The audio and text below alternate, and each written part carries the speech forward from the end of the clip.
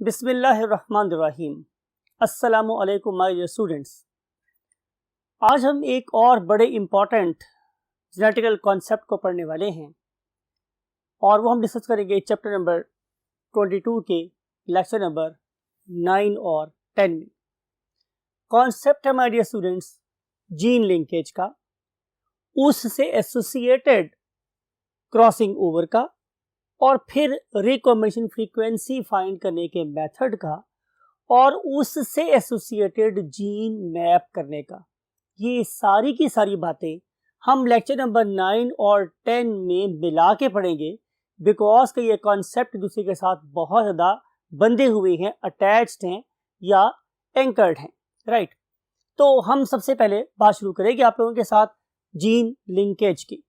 My dear students, आपको पता है कि अगर मैं सिर्फ और सिर्फ आप लोगों की आंख के एट्रीब्यूट्स की बात करूं तो आपकी आंख में बेतहाशा करैक्टर पाए जाते हैं।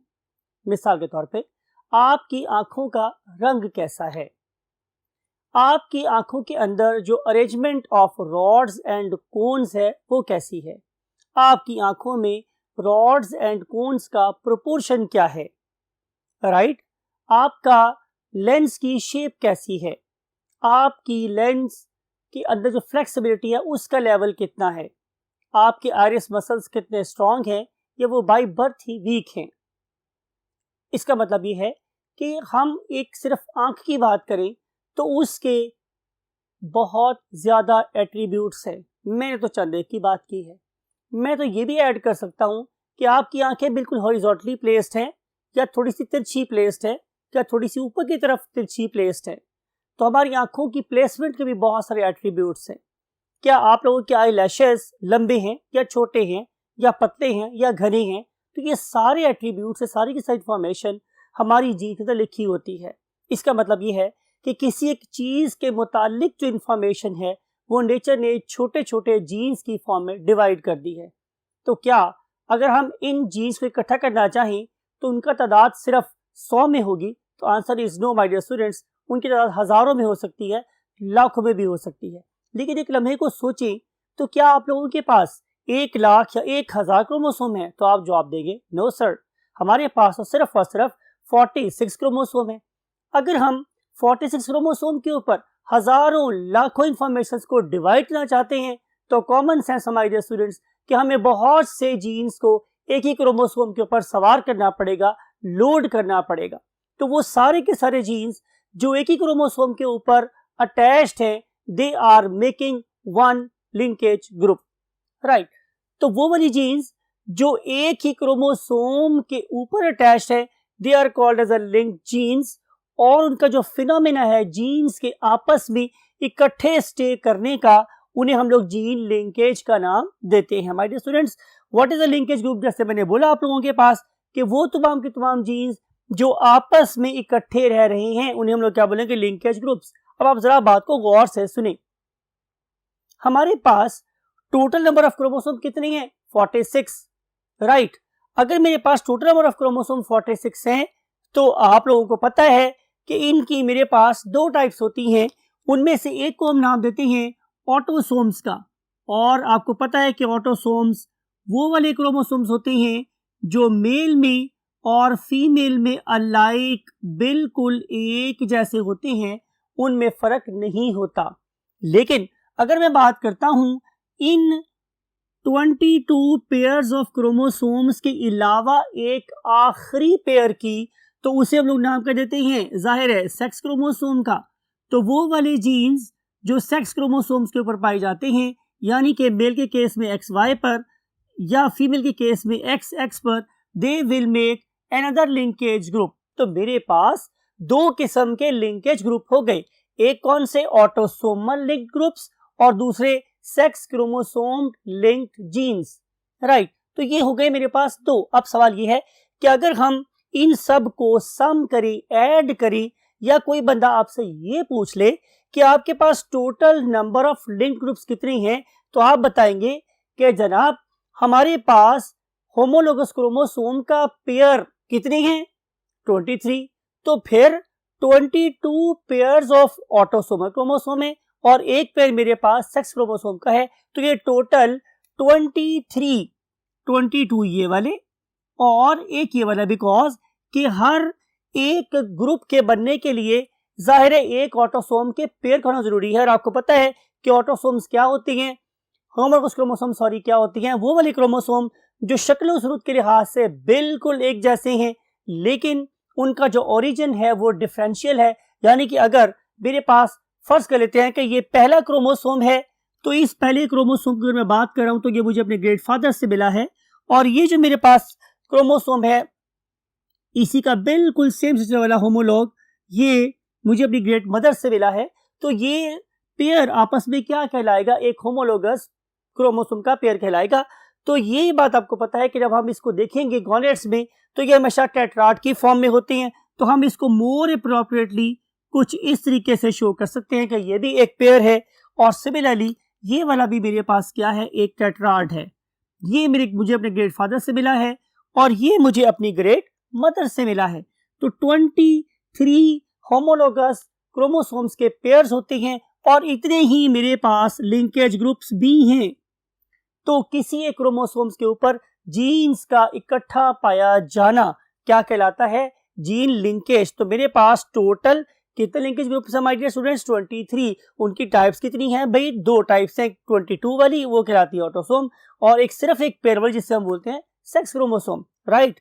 अब हम देखेंगे माय डियर स्टूडेंट्स कि इस तरीके से जो total number of gene linkage groups बनेंगे डेफिनेटली वो भी इन्हीं के इक्वल होंगे, यानी कि 23।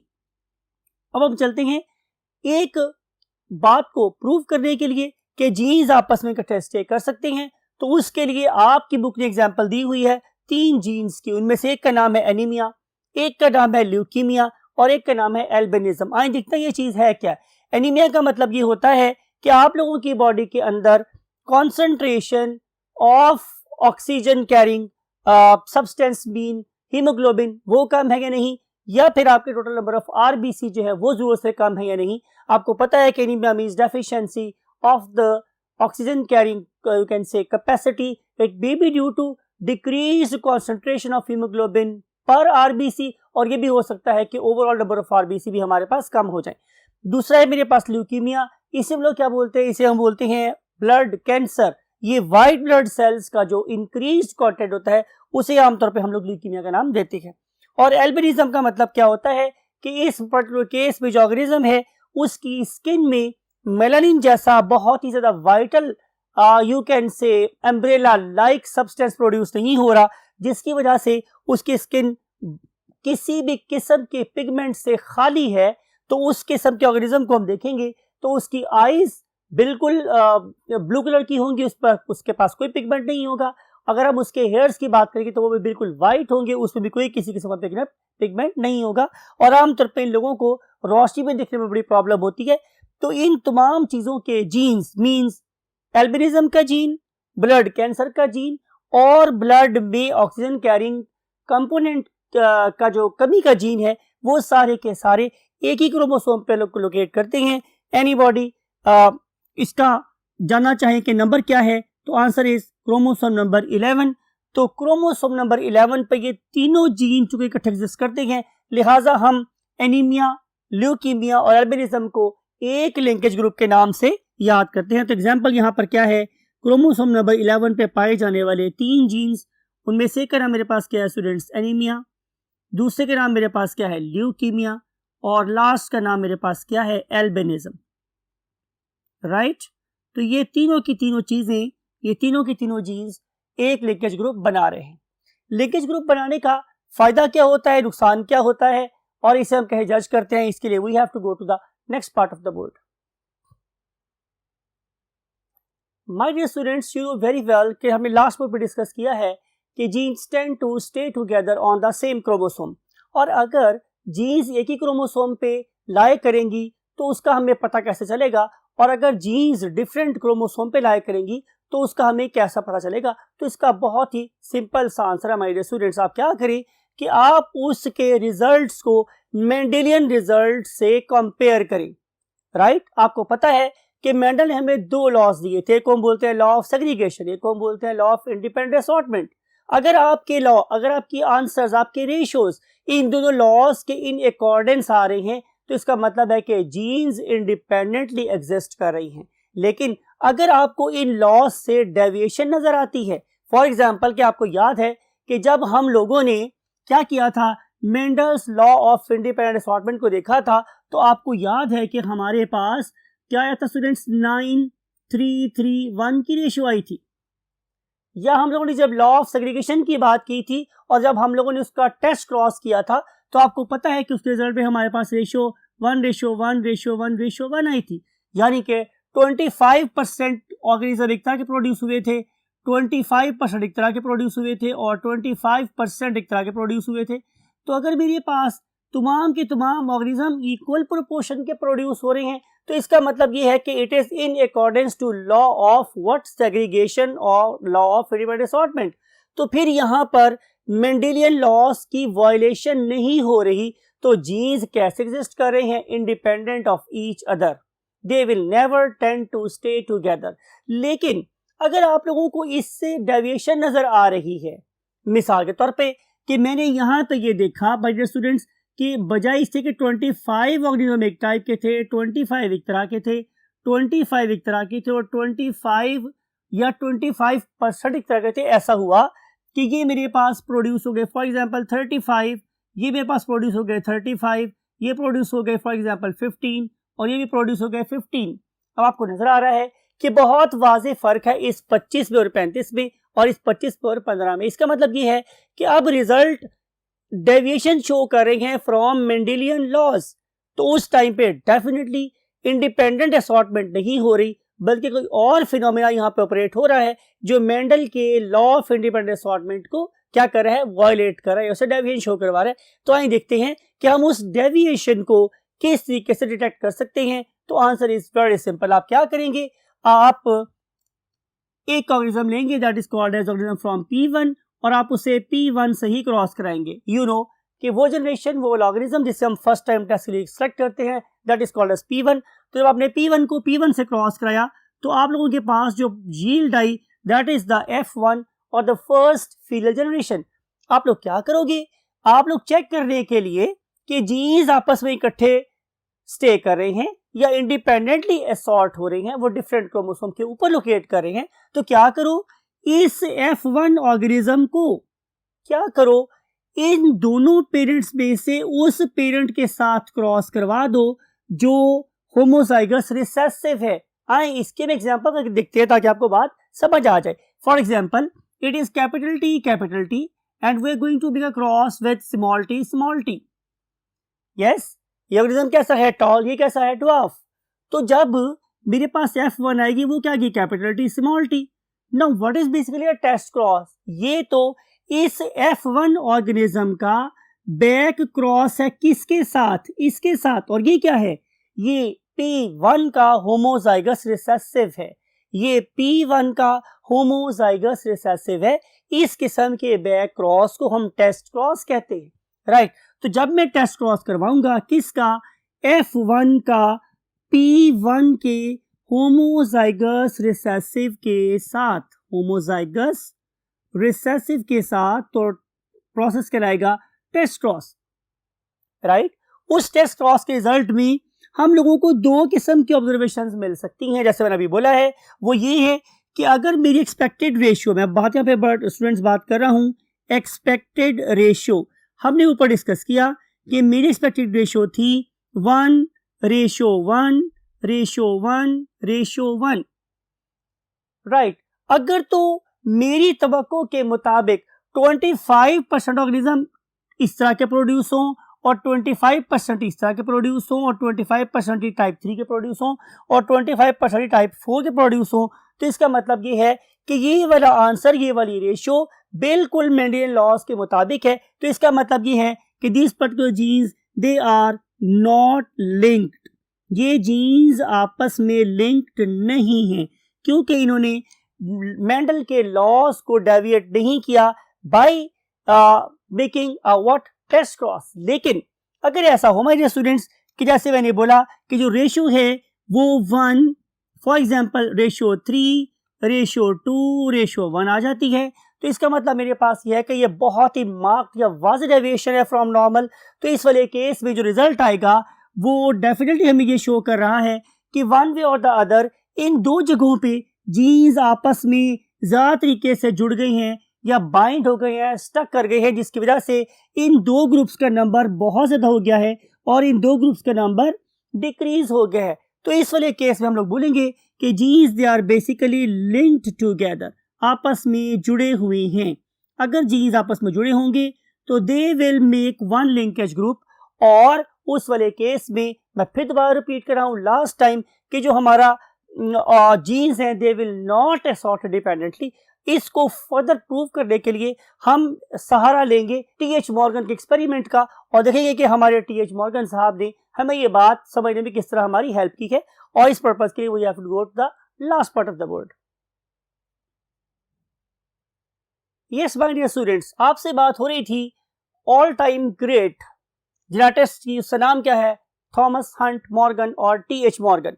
टी.एच. मॉर्गन का जो एक्सपेरिमेंटल ऑर्गेनिज्म था it was Drosophila melanogaster, that is none other than the fruit fly. अब fruit fly के he was observing the contrasting traits, ऐसे traits जो एक दूसरे के बिल्कुल opposite होते हैं उन्हें हम क्या बोलते हैं? contrasting traits. You can see कि अगर मैं पहले locus की बात करूं तो यहाँ पे बॉडी के कलर की बात हो रही है। बॉडी या तो ग्रे रंग की हो सकती है और या फिर वो क्या हो सकती है? ब्लैक हो सकती है, राइट? अगर बॉडी ग्रे है तो ये डोमिनेंट है ओवर ब्लैक बॉडी, राइट?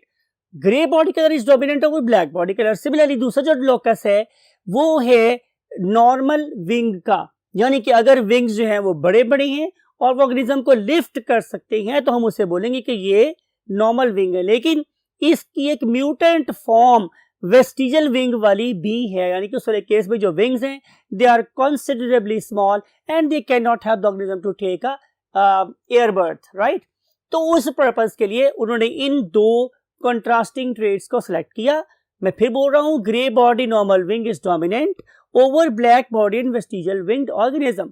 जब उसे क्रॉस किया तो उसने क्या देखा? कॉमन सेंस है, ये दोनों जीन्स डोमिनेंट है इस दोनों जीन्स के ऊपर, तो F1 में जो चीज अपेयर होगी वो कैसी होगी? ज़ाहिर इस तरह की। तो सारी की सारी F1 अपेरेंटली कैसी हो गई? डोमिनेंट ऑर्गेनिज्म जैसी, means grey body and normal wings वाली।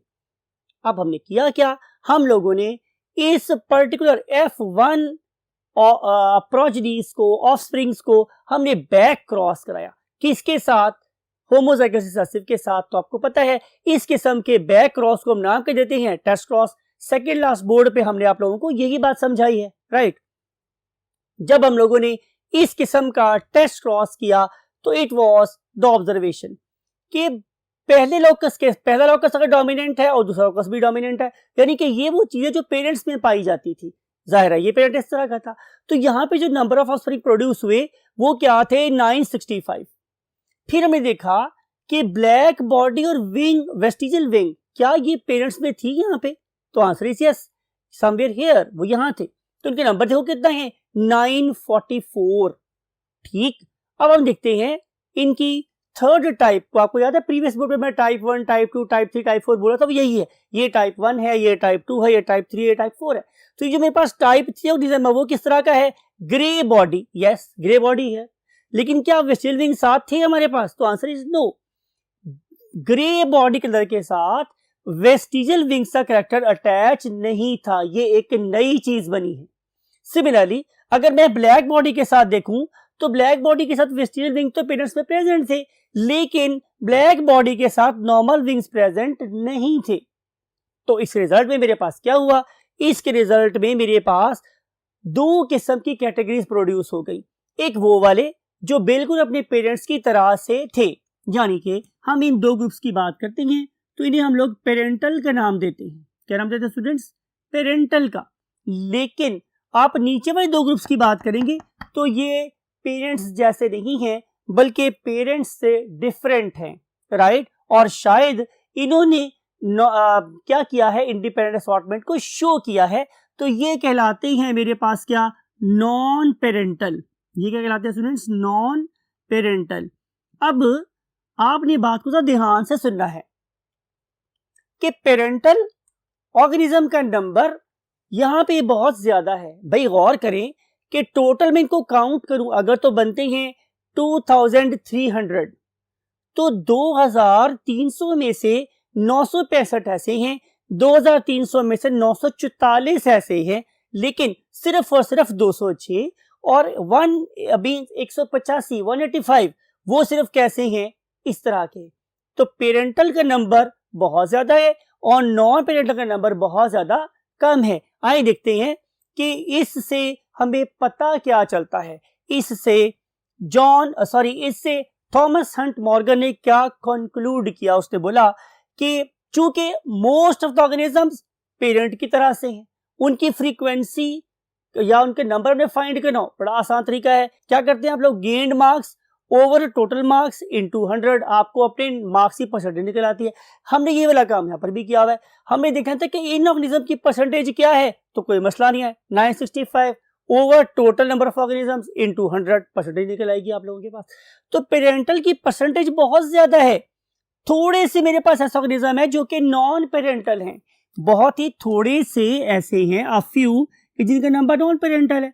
लेकिन सबसे ज्यादा कैसे हैं, पेरेंटल, इनका नंबर बहुत ज्यादा है। पेरेंटल की बात हो रही है, तो उन्होंने क्या कंक्लूड किया कि भाई बॉडी शेप और विंग साइज ये दोनों एक ही क्रोमोसोम पे लोकेट करते हैं। क्यों?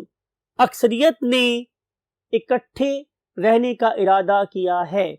लेकिन ये मैंने बट लिखा हुआ यहाँ पे, लेकिन हमें क्या पता चल रहा है कि कोई ना कोई बहरहाल प्रोसेस यहाँ पे ऑपरेट हो रहा है कि जिसकी वजह से इन सिर्फ थोड़े से नंबर के अंदर बहरहाल लिंक ब्रेक होता हुआ नजर आ रहा है। तो बाद में जब रिसर्च आगे चली और आगे बढ़ी और हम लोगों ने कुदरत के इस फिनोमेना को अनहाइड करने को या इसको जांचने का पक्का इरादा कर लिया, तो फिर नेचर ने हमें यह बात बताई कि बेसिकली जब मियोसिस हो रही होती है तो उसके रिजल्ट में यू नो वेरी वेल कि ये मेरे पास एक होमोलोगस क्रोमोसोम्स का पेयर है। ये ब्लू वाले कपड़े मैंने क्रोमोसोम को पहनाए हैं फादर की तरफ से, और रेड कपड़े पहनाए हैं मैंने उस क्रोमोसोम को जो मुझे अपनी ग्रेट मदर से मिला है। तो ये एक पैटर्नल क्रोमोसोम है और ये एक मैटरनल क्रोमोसोम है, फादर से मिला हुआ क्रोमोसोम और मदर से मिला हुआ क्रोमोसोम। यानी कि हम उन 23 लिंकेज ग्रुप्स में से सिर्फ एक ग्रुप की बात कर रहे हैं। तो जो डायग्राम उन्होंने जाहिर की हमें बताई वो क्या थी कि देखें, जिस जीन के ऊपर प्लस साइन प्रेजेंट होगा उसका मतलब ये है कि ये उसका वाइल्ड जीन है, ये नॉर्मल जीन है। तो बी प्लस का मतलब ये है कि ये नॉर्मल बॉडी शेप है। It is not grey, it is not black, it is grey. तो ये मेरे पास ग्रे बॉडी है और ये वीजी प्लस का मतलब है normal wing. Grey body normal wing, grey body normal wing. जाहिर है इसका जो सिस्टर क्रोमेटिड है उसकी इंफॉर्मेशन चूंकि माइटोसिस से बनी है, इसी पर्टिकुलर डीएनए का एग्जैक्ट रेप्लिका है, तो अगर यहां बी प्लस है तो 100% बात है कि इसके सिस्टर क्रोमेटिड के ऊपर भी बी प्लस ही लिखा हुआ होगा, और अगर ये वीजी प्लस है तो इसके इस सिस्टर क्रोमेटिड के ऊपर भी वीजी प्लस ही लिखा हुआ होगा। तो इनके ऊपर बी प्लस, इसका मतलब ये है कि पेरेंटल क्रोमोसोम का कॉम्बिनेशन हो गया बी प्लस और वीजी प्लस।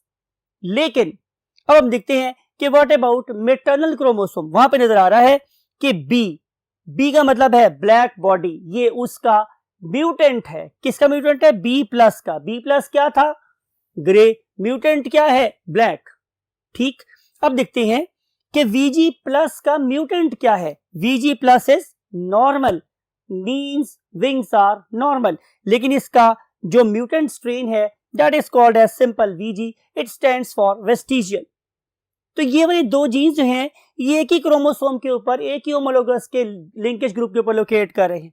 लेकिन हुआ क्या, कैसे ऐसा हो गया कि ये दो वैरायटी भी प्रोड्यूस हो गई? तो इसका आंसर ये है कि ये फिनोमेना है यहाँ पे ये जो बाहर वाले क्रोमेटिड्स होते हैं usually they tend to stay independent of this very phenomena that is called as a crossing over.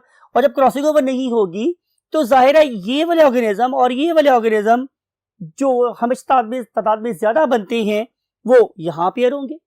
लेकिन अगर मैं उन ऑर्गेनिजम्स की बात करूं, अगर मैं उन क्रोमेटिड्स की बात करूं, उन सिस्टर क्रोमेटिड्स की बात करूं कि जो टुवर्ड्स इनर साइड अंदर की तरफ पाए जाते हैं, वो आपस में यूजुअली क्या करते हैं, अपने पार्ट्स एक्सचेंज कर लेते हैं। जब अपने पार्ट्स को एक्सचेंज करेंगे तो फिनोमिना क्या कहलाएगा, क्रॉसिंग ओवर। किस पॉइंट से एक्सचेंज करेंगे, क्यास मेटा के पॉइंट से। तो क्यास मेटा के पॉइंट में अब आपने एक बात और गौर से सुनी है, क्या सारे के सारे क्यास मेटा जहां बनते हैं वहां पे एक्सचेंज हो जाता है, तो आंसर इज नो। सारे के सारे क्यास मेटा हमेशा एक्सचेंज ऑफ क्रोमोसोमल पार्ट्स को इंश्योर नहीं कर रहे होते, कभी कभी ऐसे होता है। तो इन्होंने तो वैसे ही हिस्सा नहीं लिया था बाहर वालों ने, ये तो वैसे ही plus B plus VG plus और बी और वीजी तो वैसे ही अलग हो गए। लेकिन जो अंदर वाले थे उनमें से पहली बात है क्रॉसिंग ओवर हुई कम, यानी कि नंबर ऑफ क्यास बेटा कम बने। और अगली बात कि जो क्यास बेटा बने उनमें से भी बहुत से इंडिपेंडेंटली वैसे स्लिप हो गए, जो थोड़े से बचे वो यहां अपीयर हुए। इस वाले केस में बी प्लस के साथ वीजी प्लस आया, मींस ये पेरेंटल है। अगले वाले केस में देखें कि बी के साथ वीजी प्लस था पहले, तो आंसर इज नो, ये मेरे पास एक नई वैरायटी प्रोड्यूस हुई। सिमिलरली इस बी प्लस के साथ कभी वीजी नहीं था, वो भी नई वैरायटी प्रोड्यूस हुई। तो इस लिहाज से ये जो दो एक्सट्रीम्स है, this one and this one, ये दोनों के दोनों तादाद में हमेशा ज्यादा बनते हैं और ये कहलाते हैं पेरेंटल। और ये जो सेंटर में है ये कहलाते हैं क्या, नॉन पेरेंटल, बिकॉज के नंबर हमेशा तादाद में कम बनता है। अगले यू कैन से हम लर्निंग में ये देखेंगे कि इन पर्टिकुलर चीजों को इस्तेमाल करके हम आज के लेक्चर की आखिरी बात यानी कि जीन मैपिंग हम कैसे फाइंड कर सकते हैं कि दो जीन्स एक दूसरे से ज्यादा फासले पे लोकेट कर रही हैं, एक दूसरे के करीब करीब लोकेट कर रही हैं, this is called as a gene mapping. ये कैसे पॉसिबल हो सकती है? डेफिनेटली ये सिर्फ एक ही वे से पॉसिबल है कि मैं इस नॉलेज को, जिसे हम बोलते हैं रिकॉम्बिनेंट फ्रीक्वेंसीज का नॉलेज और नॉन रिकॉम्बिनेंट फ्रीक्वेंसीज का नॉलेज, वो हमारे पास हो और उस पर्टिकुलर नॉलेज को इस्तेमाल करते हुए अपनी अगले सलीम को इस्तेमाल करें और उसके बाद हम एक फाइनल कंक्लूजन पर पहुंचे कि एक क्रोमोसोम के ऊपर जीन्स कहाँ कहाँ लोकेट करते हैं, कौन से जीन्स जो है वो बहुत करीब करीब हैं और कौन से जीन्स जो है वो बहुत दूर हैं। लेकिन फिर मैं अगेन आपसे अर्ज कर रहा हूं कि इस पर्टिकुलर चीज को अंडरस्टैंड करने के लिए रिकॉम्बिनेंट फ्रीक्वेंसीज का जरूर पता होना चाहिए। तो अगले बोर्ड पे हम आपसे देखेंगे कि हम रिकॉम्बिनेंट फ्रीक्वेंसी कैसे फाइंड करते हैं और उसे जेनेटिक मैप हम कैसे बनाते हैं। यस माय डियर स्टूडेंट्स, अब हम आज के टॉपिक का आखिरी पार्ट स्टडी कर रहे हैं। वो ये हमारे डियर स्टूडेंट्स कि अगर मुझे ये पता चल गया है कि क्रॉसिंग ओवर हो रही है और उसके रिजल्ट में हम लोगों ने उनकी डिफरेंट परसेंटेजेस को फाइंड कर लिया है, जैसा कि आपको इस बोर्ड पे नजर आ रहा है कि थॉमस एंड मॉर्गन के एक्सपेरिमेंट में हम लोगों ने बी प्लस और वीजी मींस पेरेंटल की जब परसेंटेज फाइंड की तो वो कैसे फाइंड की? Definitely total marks over gained marks into 100, यानी कि इंडिविजुअल पेरेंटल ऑर्गेनिजम्स इस कॉम्बिनेशन के साथ out of total number of organisms into 100, तो क्या है मेरे पास 42%।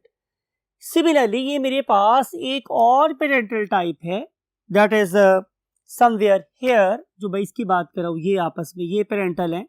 ये क्यों पेरेंटल बोल रहा हूँ? बिकॉज कि इनका जेनेटिक मेकअप पेरेंट्स जैसा है तो पेरेंटल कहलाएंगे।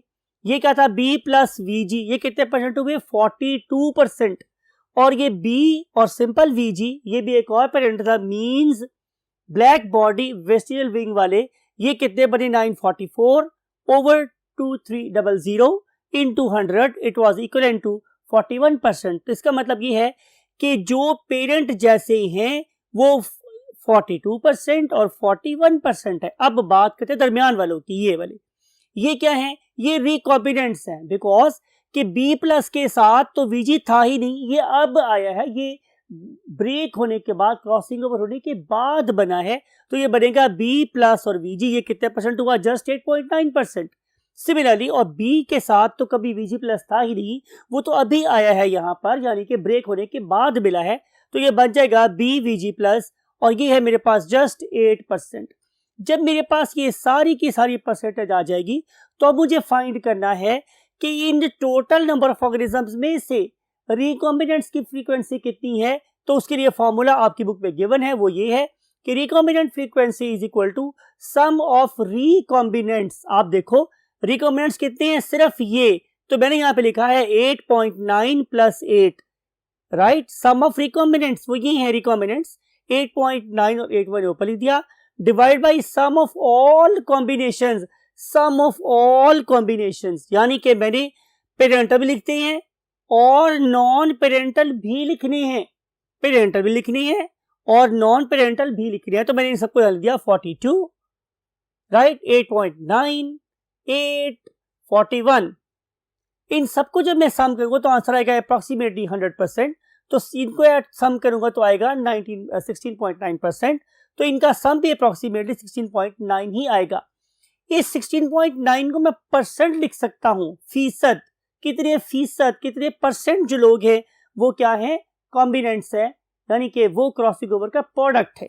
सवाल ये है कि ये जो मेरे पास 16.9 है, अब तक तो मैं इसे सिंपल बोल रहा हूं क्या परसेंट, लेकिन इसी परसेंटेज को हम जेनेटिक मैप पे इस्तेमाल करेंगे और अगर जेनेटिक मैप को इसके करीब करीब भी हुआ तो हम इन्हीं को मैप पॉइंट्स का नाम देंगे, यानी कि 16.9 मैप पॉइंट डिस्टेंस के ऊपर दूसरे के फासले पे लाई कर रहे हैं। My dear students, Thomas Hunt Morgan ने इन पर्टिकुलर फ्रीक्वेंसीज को बना के छोड़ दिया था। फिर उसका एक होनहार शागिर्द था, उसका नाम था स्टर्टिवेंट। उस पर्टिकुलर स्टर्टिवेंट ने क्या किया कि उसने मोर देन 2 जीन्स को स्टडी किया। उसने सिर्फ और सिर्फ 2 जीन्स के बात नहीं की, उसने 3 जीन्स को इकट्ठा क्रॉस करवा के देखा। फॉर एग्जाम्पल कि उसने बॉडी कलर और विंग साइज के साथ एक और जीन भी स्टडी, का नाम था सिनाबार, यानी कि बॉडी कलर क्या हो सकता था आपको पता है, ब्लैक या ग्रे, विंग साइज क्या था आपको पता है, वेस्टिजियल या नॉर्मल, सिनाबार या तो जीन, या तो आईज जो थी वो थी रेड और या थी ब्राइट रेड। तो एक ऐसी फ्रूट फ्लाई जिसकी आईज ब्राइट रेड थी, उसने उस आई कलर को नाम दिया सिनाबार। ठीक है, अब हमने क्या किया कि हम लोगों ने यही मेथड इस्तेमाल करने के बाद इनके नंबर ऑफ परसेंटेज निकाली, यानी कि सिनाबार और बॉडी नॉर्मल बॉडी कलर में जो परसेंटेज थी वो कहती 9%, बॉडी कलर और वेस्टिजियल की बाकी था 17%। उसने इन सारी की सारी चीजों को बाद में यूज किया to make a gene map. Look at this, कैसे इसको डिजाइन किया गया। उसने बोला कि देखो बॉडी कलर और वेस्टिजियल, ये जो 2 जीन्स हैं, they are offering 17% of recombinants. इसका मतलब है कि यहाँ पे बहुत ज्यादा रिकॉम्बिनेशन हुई है, तो ये वाले जीन्स बार बार ब्रेक हुए हैं और टूटे हैं, तो इसका मतलब ये है कि ये वाले जीन्स मैक्सिमम फासले पे लोकेट कर रहे हैं। भाई जितने ज्यादा 2 जीन्स एक दूसरे के फासले पर होंगे उतने ही ज्यादा उनके रिकॉम्बिनेंट्स प्रोड्यूस होंगे, उनकी उतनी ही रिकॉम्बिनेशन फ्रीक्वेंसी ज्यादा होगी। तो उसने ये लिखा कि जो बॉडी कलर है और विंग शेप है, मींस वो मैक्सिमम डिस्टेंस पर है, means they are lying apart from each other, and he displayed or showed this particular thing by means of a straight line showing 17% over here, यानी कि इस particular gene और इस gene के दरमियान जो फासला है वो 17 MP है। MP क्या है मेरे पास students, map units, MPUs map units. फिर हम देखते हैं कि उसे देखा कि जो बॉडी कलर है और सिनाबार है उसमें रिकॉम्बिनेशन फ्रीक्वेंसी सिर्फ और सिर्फ 9% है। इसका मतलब है कि ये 2 जीन्स ज्यादा स्ट्रांगली बाइंडेड हैं। सिमिलरली जब मैंने सिनाबार और वेस्टिजियल जीन की बात की तो वो 2 जीन्स भी बहुत ही कम फ्रीक्वेंसी शो कर रहे थे। इसका मतलब है कि ये वाले 2 जीन्स और ये वाले 2 जीन्स आपस में ज्यादा टाइटली बाइंडेड है। इसका मतलब होगा कि सिनाबार जीन बॉडी शेप और वेस्टिजियल जीन के दरमियान में लोकेट करता है, राइट। तो हम लोगों ने जीन डिस्टेंस को माइंड में रख के जीन की पोजीशनिंग की, this very concept is called as gene mapping. मैं बताने में कामयाब हुआ हूं कि हमारे पास बॉडी शेप का जीन और विंग शेप का जीन वो बहुत ज्यादा दूर हैं, बिकॉज के वो ज्यादा रिकॉम्बिनेंट फ्रीक्वेंसी शो कर रहे हैं, लेकिन बॉडी कलर और सिनाबार का जीन क्या कर रहे हैं, वो पास पास है। सिमिलरली सिनाबार और विंग शेप का जीन वो पास पास है। अब आखिरी बात जो आपको डिस्कस की है वो ये है कि my dear students, look at this, कि अगर ये 9% है और ये 9.5% है तो आंसर आना चाहिए था इन दोनों के सम को 18.5। मैथ बहुत आसान है, 9, 9, 18 और 0.5, ठीक है। तो अगर मैं इन दोनों का सम देखता हूं तो वो क्या आना चाहिए था 18.5, लेकिन मेरे पास आंसर क्या आ रहा है 17। सवाल ये है कि ये वाली फ्रीक्वेंसी इस पर्टिकुलर आंसर से मैच क्यों नहीं कर रही। तो इसका आंसर है मेरे पास माय डियर स्टूडेंट्स कि देखें इस पर्टिकुलर जीन के दरमियान में होने वाले क्रॉसओवर और इस पर्टिकुलर जीन में होने वाले क्रॉसओवर की ये इंडिपेंडेंट फ्रीक्वेंसीज हैं, लेकिन ऐसा भी तो हो सकता है कि इस पर्टिकुलर जीन के अंदर होने वाले क्रॉसओवर के इफेक्ट को इसके अंदर होने वाले क्रॉसओवर इफेक्ट ने नलीफाई कर दिया हो। इसकी मिसाल ऐसे ही है जैसे कि माइनस माइनस प्लस हो गया, जैसे कि ये भी माइनस हुआ था एक क्रॉसओवर के बाद, ये भी माइनस हो गया, एक और क्रॉसओवर हो गया, तो इफेक्ट क्या हो गया, कैंसिल आउट हो गया। तो माइनस माइनस क्या हो गया, प्लस। उस पर्टिकुलर प्लस का इफेक्ट डेफिनेटली मुझे यहां नजर नहीं आएगा, लेकिन इसका मतलब ये नहीं है कि यहां पे क्रॉसओवर नहीं हुआ है, यहां पे क्रॉसओवर नहीं हुआ। दैट्स वाई कि हमारे पास total number of allelic frequency individual number of frequency से हमेशा कम होता है।